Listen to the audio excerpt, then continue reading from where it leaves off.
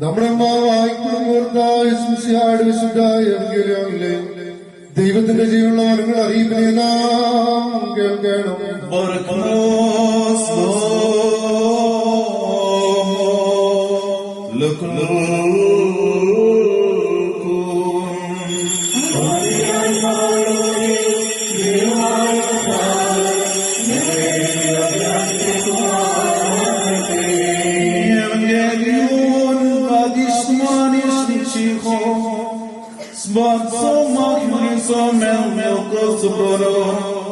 Dum sabr hayal furqo nalol mo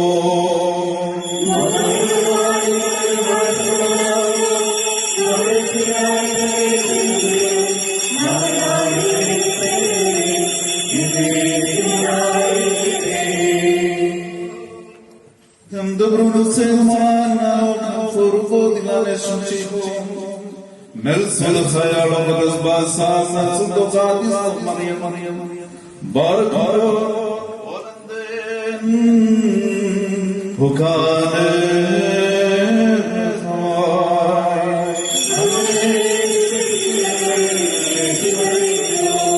avade ashir go tudil farvel putriyaya hanna enna oru pravachini undayi അവളും വയോവൃദ്ധയായിരുന്നു.